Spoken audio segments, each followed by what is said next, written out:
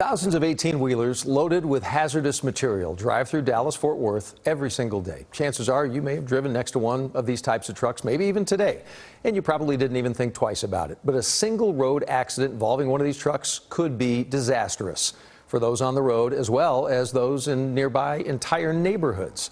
As part of our CBS News series this week on hazardous transportation that we're looking into tonight, investigative reporter Brian New looks at what's being done to protect your family from a highway hazmat disaster. 40 miles east of Dallas off Interstate 20 when the lights flash.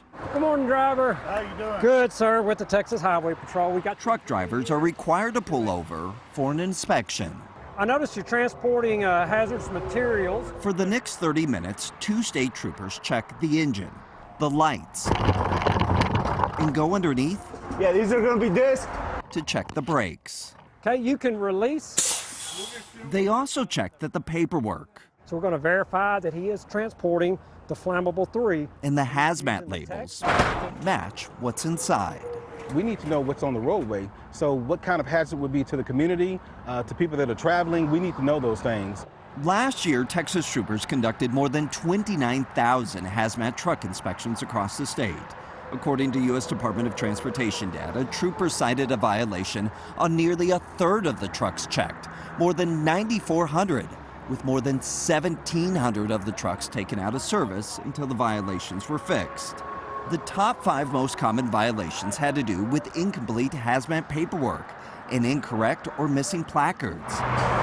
But inspections are just part of a larger safety plan, because with thousands of trucks carrying hazardous material heading down the road every day towards Dallas and Fort Worth, accidents are bound to happen. New vehicle fire cleanup continues. So in the 1980s, city leaders concerned about a potential chemical spill in the middle of densely populated areas came up with designated hazmat routes. These routes would put trucks on the outer loops of Dallas and Fort Worth away from central cities. But over the next 4 decades, the population of North Texas jumped from 3 million to 8 million.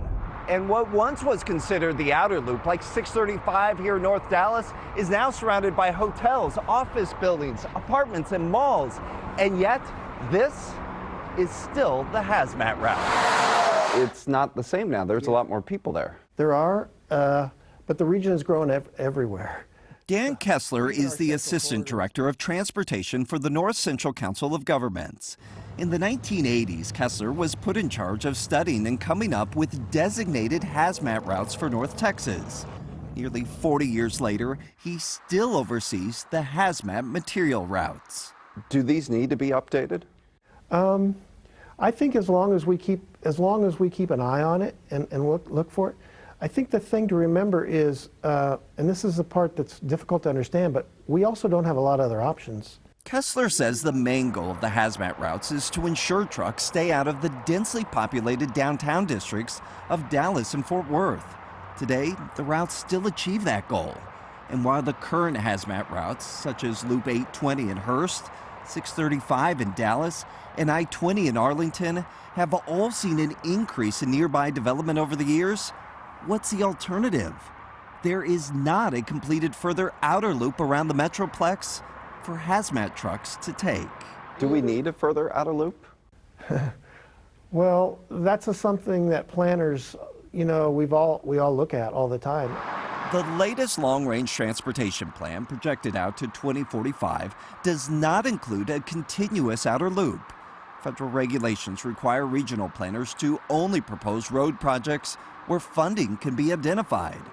Currently, there is no revenue stream to pay for a new hazmat route. And so for the foreseeable future, highways like 635 here in Dallas will remain the routes that trucks carrying hazardous material will be required to take.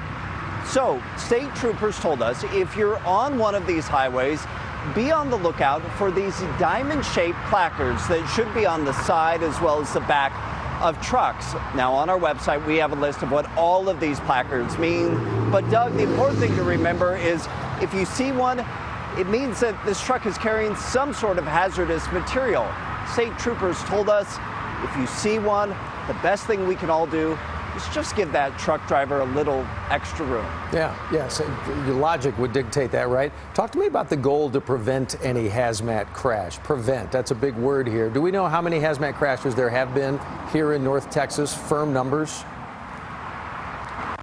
Yeah, so Doug, when we looked at federal data, we counted 266 major crashes involving trucks carrying hazardous material here in the DFW area over the past 10 years.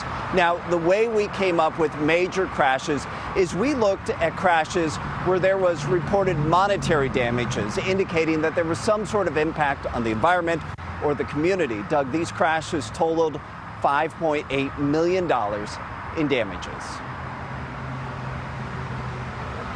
Brian New in the I-Team. Brian, thank you for digging so deep into this info we can all use. You can get more information about the issue. It's on our website right now, including the hazmat routes here in North Texas Brian talked about.